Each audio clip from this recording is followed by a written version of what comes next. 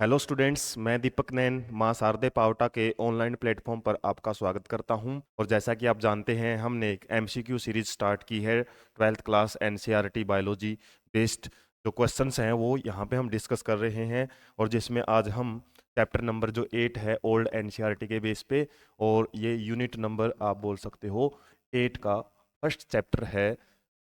वैसे new publication के base पे बात करें तो चैप्टर नंबर 7 आपका रहेगा। और इसमें हम जो प्रीवियस 2 पार्ट्स हैं वो डिस्कस कर चुके हैं, part first and part second. आज हमारा रहेगा ये पार्ट थर्ड। तो मेनली हम पार्ट थर्ड में आज जो क्वेश्चन डिस्कस करेंगे वो 31 to 45 क्वेश्चन आपको डिस्कस करवाए जाएंगे। जबकि 1 से 15 हमने फर्स्ट पार्ट में डिस्कस कर चुके हैं, और 16 to 30 क्वेश्चन वो पार्ट सेकंड के अंदर डिस्कस कर चुके हैं। और यदि आपने पहले वाले पार्ट अच्छे से देख लिए हैं, तो उस हिसाब से आप आज वाला जो पार्ट है उसमें जो क्वेश्चंस बड़े अच्छे ढंग से आप उनके सॉल्यूशन हैं वो समझ सकते हो, और खुद भी आप सॉल्यूशन है वो कर सकते हो। तो हम स्टार्ट कर लेते हैं आज का जो प्रैक्टिस सेशन है। सबसे पहले क्वेश्चन नंबर 31 से। इसमें आपसे ड्रग्स से रिलेटेड क्वेश्चनिंग की हुई है, और ड्रग्स में आपको जो 3 कैटेगरी मैंने प्रीवियस पार्ट में बताया था, उन पार्ट्स में ही आपको इनके एग्जाम्पल याद रखने पड़ेंगे। तो यहाँ पे आपसे ओपिएट्स, मतलब एक प्रकार की ओपोइड्स कैटेगरी आपसे पूछी हुई है। ओपोइड्स ड्रग्स कौन सी होती हैं जो हमारे ब्रेन्स के अंदर ओपियोइड्स रिसेप्टर्स प्रेजेंट होते हैं ब्रेन में, और उन रिसेप्टर्स पे जो काम करती हैं और ब्रेन में रिस्पॉन्स पैदा करती हैं, उनको बोलते हैं ओपियोइड नारकोटिक्स। और ये क्वेश्चन डायरेक्ट है, आपसे एग्जांपल जब पूछे जाते हैं तो जैसे हीरोइन, या फिर इसको स्मैक भी बोलते हैं। स्मैक ये क्या करती है, हमारे ब्रेन के ओपियोइड रिसेप्टर्स पे जाके काम करती है। जबकि बांग और चरस ये आपके एनाबियोइड्स के अंदर आ जाते हैं। इसके अलावा जो निकोटिन है ये टोबैको के अंदर प्रेजेंट होता है, जो कि एक स्टिमुलेंट का काम करता है, स्टिमुलेंट्स का काम करता है। तो इस तरीके से क्वेश्चन आपको एग्जाम्पल समेत याद रखने पड़ेंगे। इसके अलावा जो कोका एल्केलॉइड्स की भी कुछ कैटेगरी हमारी बुक के अंदर दी हुई है, उनके एग्जाम्पल्स हैं, जैसे बारबिचरेट्स वगैरह, तो वो भी आपको याद रख लेने हैं। मॉर्फिन भी इसी के अंदर आ जाता है। तो एग्जाम्पल से भी आपके क्वेश्चन बन सकते हैं। तो एग्जाम्पल आप कुछ गिने चुने से एग्जाम्पल हैं वो जरूर याद रखें। Next, which of the following is pair is not correctly matched. Not correctly matched आपसे बोला हुआ है, तो वो आपने ध्यान रखना है। अब इसमें जब भी आप इस टाइप के मैच द कॉलम टाइप के क्वेश्चन होते हैं, ये मैच द कॉलम, और यदि आप 2-3 से ही श्योरिटी हो जाते हो तो उससे भी आप इसका आंसर निकाल सकते हो, वरना तो ये डायरेक्ट क्वेश्चन ज़्यादातर आते हैं। अब इसमें डेंगू फीवर है वो आपसे पूछा हुआ है। जो डेंगू है वो वायरस से होता है, ये आपको याद रखना पड़ेगा। प्लेग है वो एक प्रकार का साइंटिफिक नेम आपको दिया हुआ है, इसे होता है। और साइफिलस यदि आपको याद है तो वहां से भी आप इसका आंसर इजीली कर सकते हो। तो ये किससे होता है, साइफिलस एक प्रकार के बैक्टीरिया से होता है, बैक्टीरिया से। ट्रैपनोमा नाम का एक बैक्टीरिया होता है, इससे रिलेटेड हम एक क्वेश्चन और देंगे, वहां पे भी ये बैक्टीरिया का नाम आपको पढ़ने को मिलेगा। तो साइफिलस नाम का जो ये डिजीज है, ये इस ऑर्गेनिज्म से तो नहीं होता, सिंपली किससे होता है, ट्रेपोनोमा। तो ये साइफिलस जो हमारी बुक के अंदर नाम आती है, डिजीज आती है ना, उनके तो आपको याद रखने पड़ेंगे पॉजिटिव ऑर्गेनिजम्स। और वहीं से आप मलेरिया है, जैसे मलेरिया तो किससे होता है, प्लाज्मोडियम वाइवेक्स से होता है। तो ये तो करेक्ट है, ये ऊपर वाले भी करेक्ट हैं, और यहाँ पे हमारा जो सी है वो इनकरेक्ट है, और यही हमारा आंसर रहेगा।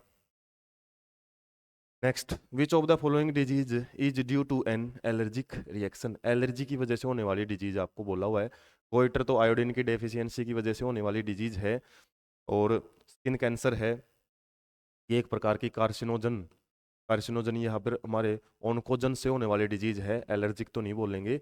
और हे फीवर जो कि क्या होता है, एक प्रकार का एलर्जिक रिस्पॉन्स को जरूर बोल सकते हैं, जैसे नज़ला वगैरह हो जाता है, नाक वगैरह है वो डिस्चार्ज होती रहती है। इसके अलावा जो रेस्पिरेटरी ट्रैक है वो ज़्यादा इफेक्ट होता है। एंटेरिक फीवर फीवर है जो टाइफॉइड को ही बोला जाता है, टाइफाइड फीवर होता है ना, जिसको हम एंटेरिक फीवर बोलते हैं। तो यहाँ पे हमारा जो आंसर है वो सी सही रहेगा। के बाद नेक्स्ट क्वेश्चन बढ़ते हैं। हाइपर सेंसिटिविटी, हाइपर सेंसिटिविटी मतलब एक प्रकार की एलर्जी की बात कर रहा है ये। एलर्जी किसके द्वारा होती है, एलर्जेंस के द्वारा। एसोसिएटेड विद किसके साथ जुड़ी हुई होती है, तो इसमें आपके जो करेक्ट या लॉजिकल आंसर है वो आपसे पूछा हुआ है aberrant functioning of the immune mechanism. अब ये कुछ साइंटिफिक वर्ड है या फिर आप बोल सकते हो इंग्लिश के वर्ड हैं, वो आपको क्लियर होंगे तभी आप इनके आंसर दे सकते हो। एब्रिएंट का मतलब होता है जो ऐसा अकॉर्डिंग टू रूल ना चले, या फिर जो अपने से भटक जाए, काम डेविएट हो जाए, डेविएशन को शो करता है। तो deviated functions of immune system, जब अपना इम्यून सिस्टम अच्छे ढंग से काम नहीं करता, रूल उसका क्या कहता है, हमारे जो कुछ फॉरेन मटेरियल होते हैं ना, यदि वो डिजीज कोजिंग है या फिर जो प्रॉब्लमेटिक हो सकते हैं उनको किल करना होता है, लेकिन इस केस में ये क्या करता है, कुछ नॉर्मल एंटीजन भी एंटर कर जाते हैं बॉडी में, उसके प्रति भी हाई रिस्पॉन्स शो कर देता है, जिसकी वजह से का नुकसान कर बैठते हैं एलर्जी के केस में। तो एब्रेंट यदि वर्ड मीनिंग आपको पता है तो वहीं से इसका आंसर बन जाएगा। इसके अलावा increase in the abundant temperature, वह बाहर के टेम्परेचर में, एबिडेंट का मतलब सराउंडिंग की बात की हुई है इसमें, सराउंडिंग सराउंडिंग टेम्परेचर यदि बढ़ जाता है तो उस केस में एलर्जी होती है, ऐसा कुछ नहीं है।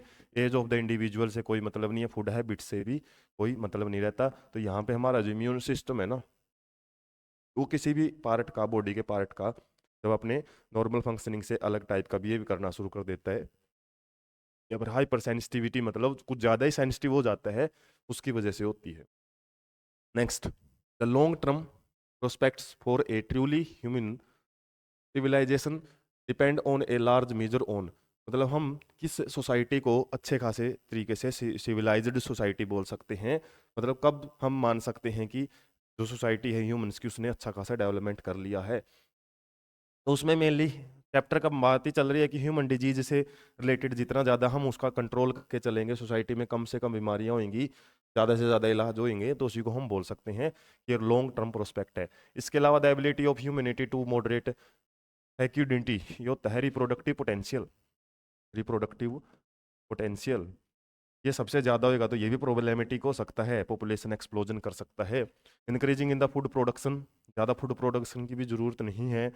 और colonisation of under populated areas, under populated areas मतलब जो कम पॉपुलेटेड एरिया उनकी ज़्यादा से ज़्यादा कोलोनाइजेशन हो। केवल कोलोनाइजेशन से काम नहीं चलेगा, हमारा सबसे मेन एस्पेक्ट है डिजीज वगैरह का कंट्रोल, डिजीज से ज़्यादा लोगों को बचाया जा सके, उसी को हम सिविलाइज्ड सोसाइटी बोलेंगे। इसके बाद आपके लिए एक इन्फॉर्मेशन है, जिसमें आपको इस चैनल के साथ साथ में एक जो चैनल है उसको भी सब्सक्राइब रख लेना है, जो बायोलॉजी बाय दीपक नैन के नाम से, जो मेरा पर्सनल चैनल रहेगा।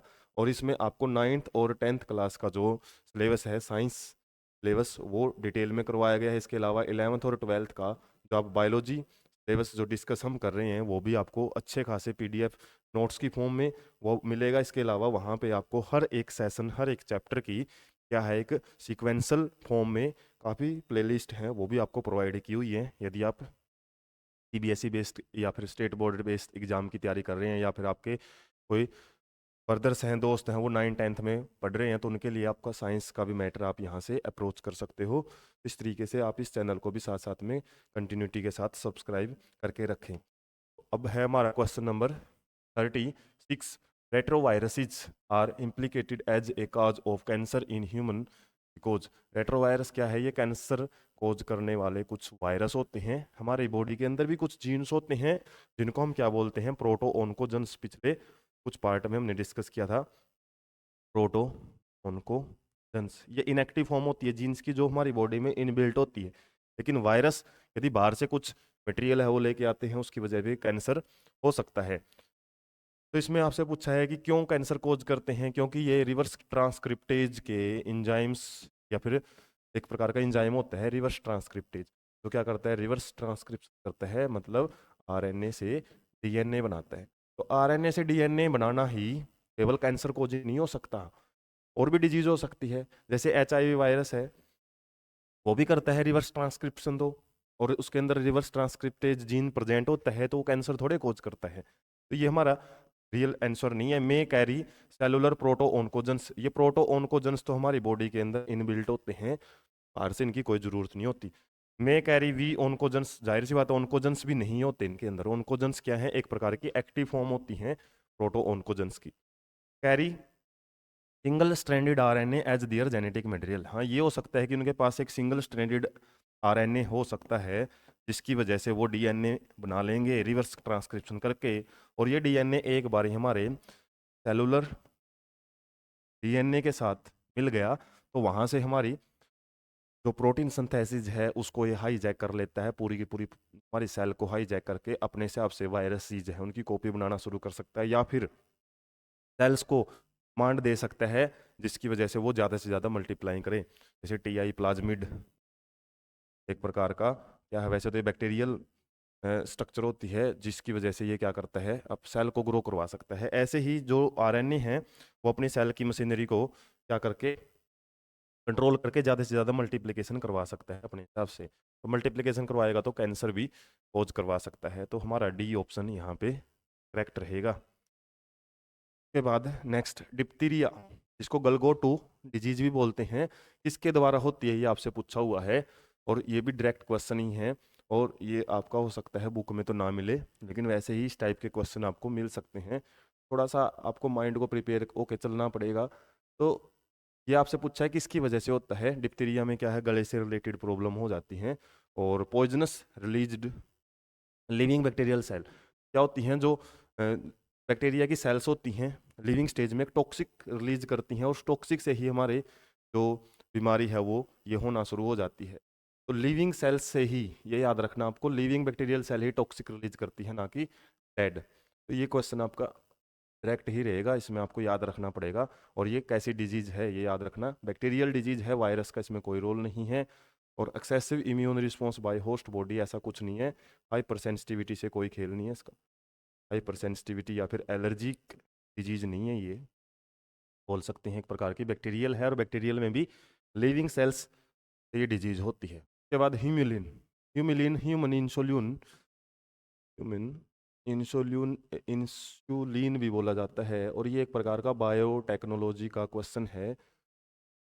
बायोटेक्नोलॉजी जो कि आप फर्दर चैप्टर्स में पढ़ोगे, बायोलॉजी, इसमें क्या रहता है, ये किसको रिप्रेजेंट करता है ह्यूमन इंसुलिन के लिए। या फिर हम बोल सकते हैं बायोटेक्नोलॉजी में जो एक इंसुलिन प्रिपेयर किया जाता है, जी जेनेटिकली मॉडिफाइड इंसुलिन भी बोलते हैं उसको, या फिर जेनेटिकली प्रोड्यूस्ड इंसुलिन, वो वहाँ पे इसका यूज किया जाता है ह्यूमनलिन का इंसुलिन। उसके बाद दूसरा है पावरफुल एंटीबायोटिक्स, एंटीबायोटिक्स का काम नहीं करता ये, सिंपली इंसुलिन डायबिटीज को कंट्रोल करने के लिए यूज किया जाता है, सिंपली ह्यूमन इंसुलिन ही होता है एक प्रकार से, बायोटेक्नोलॉजी से प्रिपेयर करते हैं। जबकि पावरफुल एंटीबायोटिक्स क्या होते हैं, जो मतलब किसी वायरस वगैरह या फिर जो भी एंटीजन को किल करने के लिए यूज होते हैं, तो वो काम नहीं करता ये। आइसो एंजाइम क्या करते हैं, सेम फंक्शन करते हैं एंजाइम जैसा ही। एंजाइम्स की मतलब हम बोल सकते हैं एक प्रकार से एनालिजिक फॉर्म, या फिर एक प्रकार की एनालोगस फॉर्म, जो फंक्शन करती है एंजाइम वाले उसको बोलते हैं। मान लो कोई एंजाइम है, पेप्सिन है, प्रोटीन को डाइजेस्ट करता है, इसका जैसा ही कोई एंजाइम हम यूज कर रहे हैं तो उसको आइसोजाइम बोलते हैं। हाइड्रोलाइटिक एंजाइम कहाँ होते हैं, ये तो एक्रोसोम रीजन में प्रेजेंट होते हैं। ह्यूमन रिप्रोडक्शन में हमने पढ़ा था क्या करते हैं, एक प्रकार का जब फर्टिलाइजेशन के टाइम, फर्टिलाइजेशन होती है ना, उसके टाइम क्या करते हैं, एग की आउटर लेयर्स को डिजनरेट करते हैं ताकि जो स्पर्म का न्यूक्लियस है वो एंटर कर सके एग में। Next, which of the following correctly matches, ये करेक्टली मैचड के क्वेश्चन और टेबल बेस्ड क्वेश्चन आपके आ सकते हैं। टेबुलर क्वेश्चन तो इजीली सॉल्व हो जाते हैं, मैच द कॉलम वाले थोड़े से ट्रिकी हो जाते हैं क्योंकि आपको लगभग चीज़ों का पता होना चाहिए। और जैसे मैंने बताया था साइफिलस से रिलेटेड डिजीज है, और ये ट्राइपोनेमा और पैलिडियम से होती है। तो यदि इसका भी आपको ध्यान है ना, तो वहाँ से भी आप आंसर कर सकते हो। तो हर एक छोटे से छोटा पॉइंट आपको थोड़ा सा ध्यान रखना पड़ेगा। एड्स है ये तो HIV वायरस से होती है, इसके अलावा यूरिथ्रीटिस किससे होती है, बैक्टीरिया से होती है, एंटामीबा से नहीं होती। एंटामीबा ये गिंगेवेलिस, ये तो एक प्रकार का हमने पार्ट 2 में भी पढ़ा था, किसमें होती है, माउथ के अंदर इन्फेक्शन होता है, गम्स के अंदर, गम्स जो गोंद वगैरह, गम्स यहाँ पे जो हमारे मसूड़े होते हैं उसके लिए, तो मसूड़ों में इन्फेक्शन होता है एंटामीबा गिंगेवेलिस के द्वारा। और गोनोरिया, गोनोरिया है ये भी हमारी क्या है, एक प्रकार की बात कर, गोनोरिया तो एक प्रकार की बैक्टीरियल डिजीज हम बोल सकते हैं, बैक्टीरियल डिजीज होती है। जबकि लेशमेनिया क्या करता है, काला अजर नाम की जो डिजीज को फैलाता है। तो यहाँ पे हमारा करेक्टली मैचिंग इसके साथ रहेगी, बी के साथ ही रहेगी। नेक्स्ट क्वेश्चन देख लेते हैं। Small proteins produced by the vertebrate cells naturally response to the viral infections and which inhibit multiplication of viruses. Inhibit का मतलब रोकना। तो कुछ हमारी सेल्स हैं वो नेचुरली एक जो प्रोटीन है वो छोड़ती हैं, स्मॉल प्रोटीन्स को प्रोड्यूस करती हैं, सिक्रीट करती हैं जब हमारी सेल्स को वायरस वगैरह का इन्फेक्शन है वो उनमें हो जाता है, और आसपास की जो सेल्स हैं उसके पास सिग्नल भेजती हैं। तो एक प्रकार का फर्स्ट लाइन ऑफ डिफेंस में आता है ये। और ये क्वेश्चन लगभग हम प्रीवियस पार्ट में भी डिस्कस कर चुके हैं, यदि आपने अच्छे से देखा है तो वहीं से आप इसका आंसर है वो दे भी सकते हो। इंटरफेरोन्स कुछ ऐसे सब्सटेंस होते हैं, प्रोटीनिशियस सब्सटेंस, जो वायरस इन्फेक्टेड सेल्स इन्फेक्ट जब हो जाती है ना, तो ये सब्सटेंस छोड़ती हैं ताकि आसपास की सेल्स को पहले से ही क्या किया जा सके, को प्रिपेयर किया जा सके, ताकि ये वायरस है उनको इन्फेक्ट ना कर सकें, वायरस की मल्टीप्लिकेशन को रोका जाए। नेक्स्ट, बोइन स्पोंजिफरम एनसेफेलोपैथी, और ये एक प्रकार की क्या है, मैड काउ डिजीज भी इसको बोलते हैं, काउ डिजीज। और ये हम 11th क्लास में पढ़ते थे बायोलॉजिकल क्लासिफिकेशन वाले चैप्टर्स में, और वहाँ पे कुछ ऐसी कैटेगरीज हैं जिनको हमने किसी भी किंगडम में जगह नहीं दी, जैसे प्रायोन्स हैं, इसके अलावा वायरोइड्स हैं, इसके अलावा वायरसेस हैं, इसके अलावा लाइकन्स हैं। तो ये अलग से डिटेल वहाँ पे मिलती थी।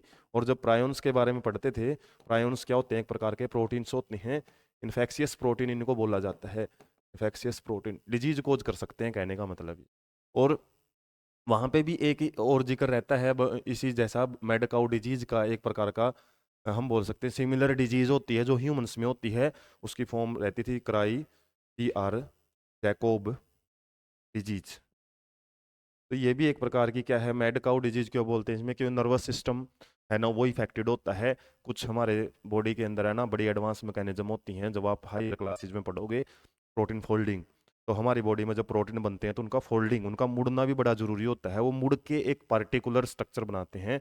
और यदि वो पार्टिकुलर स्ट्रक्चर सही नहीं बने, कुछ दूसरे टाइप से बन जाए, एबनॉर्मल फोल्डिंग हो जाए, उसकी वजह से वो प्रोटीन है ना डिसफंक्शन तो होएगा ही, काम तो करेगा नहीं। और दूसरे हो सकता है कोई बीमारी है वो वहाँ पे वो कोज करे। और ऐसे ही यदि डिजीज कुछ ऐसे ही प्रोटीन्स मिसफोल्ड होकर हमारे नर्वस सिस्टम में चले जाते हैं, तो वहाँ पे हमारे नर्वस सिस्टम की एक्टिविटी है वो काम करना बंद कर सकती है। तो ये यहाँ पे आपका डायरेक्ट क्वेश्चन ही पूछा हुआ है, क्रेटूज एल्ड जैकोब डिजीज से रिलेटेड एक क्वेश्चन था।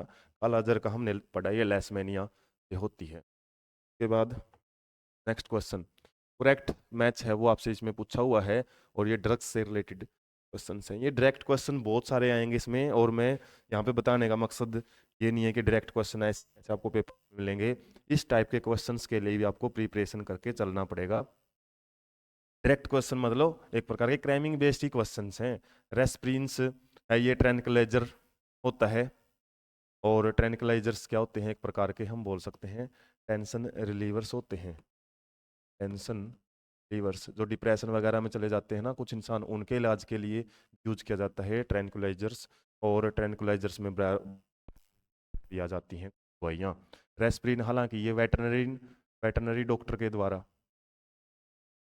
वेटरनरी जो डॉक्टर्स हैं उनके द्वारा यूज किए जाते हैं हॉर्स वगैरह को क्या करने के लिए, नॉर्मली शांत करने के लिए। उसके अलावा कोकिन्स ओपियोटिक नारकोटिक्स इसमें बोला हुआ है, हालांकि हमने क्या निकालना है, करेक्टली मैच हालांकि हमारा फर्स्ट ही सही रहेगा। उसके अलावा ओपियोटिक नारकोटिक्स, ओपियोइड्स और कोका एल्कलॉइड्स, ये याद रखना आपने। और अपनी बुक के अंदर दोनों की अलग अलग कैटेगरी है, कोका एल्कलॉइड्स अलग टाइप के ड्रग्स हैं, और ओपियोइड्स अलग टाइप के ड्रग्स हैं, ये दोनों तो एक जैसे हो ही नहीं सकते। इसके अलावा मोर्फिन, हेलुसिनोजेंस और बांग है जो एनालिजिक्स क्या होती है, एक प्रकार की पेन किलर भी को बोला जाता है। और हेलुसिनोजेंस को क्या बोलते हैं हम, एक प्रकार के इमोशनल स्विंग यहाँ पे देखने को मिलते हैं, मतलब एक प्रकार के क्या है, ख्वाब से देखने लग जाता है इंसान, जो चीज़ नहीं है रियलिटी में वो भी यहाँ पे आती हैं। तो मॉर्फिन से तो नहीं होती है वो चीज़। हेलुसिनोजेंस कुछ अलग टाइप की ड्रग्स होती हैं जो कि इस टाइप का इफेक्ट शो करती हैं। इसके अलावा जो एनालिजिक्स पेन किलर, बांग एक पेन किलर नहीं है, हालांकि क्या करती है ये हमारे मान सकते हैं मूड स्विंग वगैरह है उसमें रोल प्ले कर सकती है, नशा वगैरह करती है ना, एक प्रकार का इमोशनल स्विंग्स रोल रहता है इसका। जबकि मॉर्फिन्स वगैरह हैं, ये क्या करती हैं, ये मान सकते हैं कुछ एक प्रकार से पेन किलर या फिर हमारा हो सकता है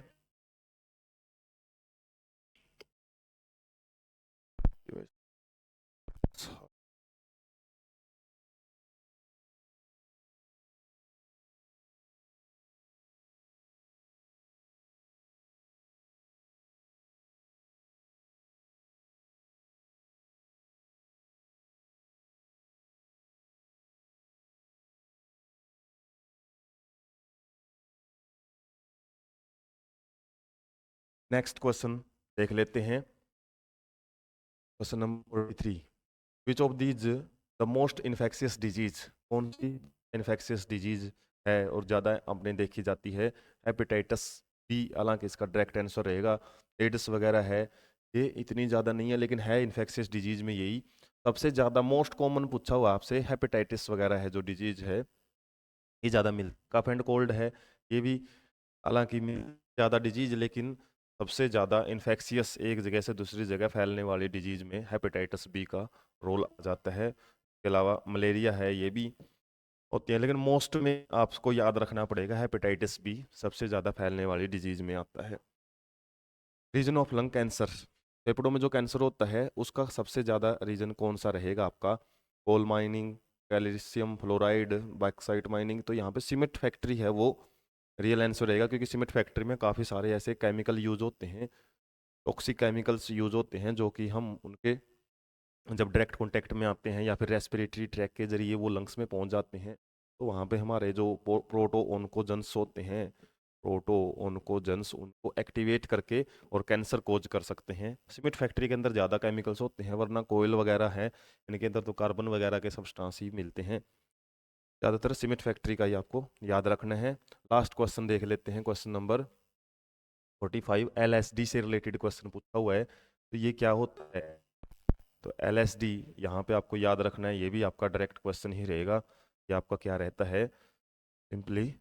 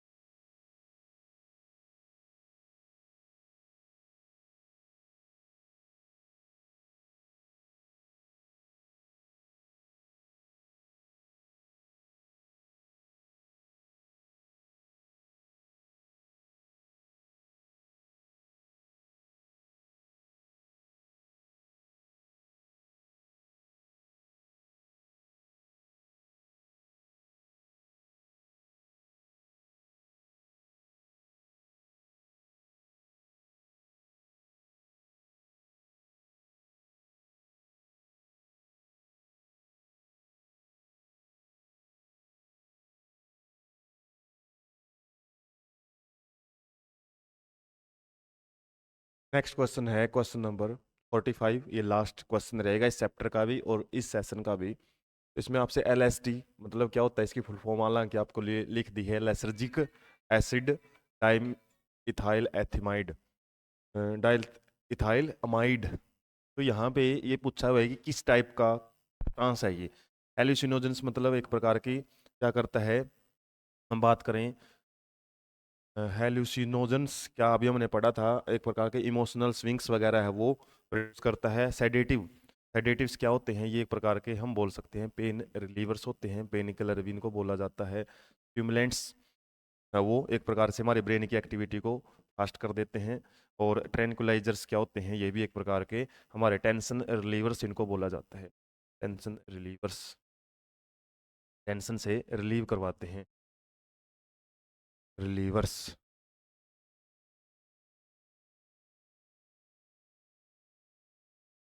तो यहाँ पे जो आपका आंसर रहेगा वो रहेगा एलिसिनोजन है ये LSD। डायरेक्ट क्वेश्चन ही है, बल्कि इनकी जो आपको वर्डिंग वगैरह है वो याद रख सकते हो, और ज़्यादातर चीज़ें इस चैप्टर में आपको याद करने की ही मिलेंगी। तो इन क्वेश्चंस का मतलब ये था कि आपको थोड़ा सा आइडिया दे दिया जाए कि किस टाइप की क्वेश्चनिंग आपसे इस चैप्टर से पूछी जा सकती है।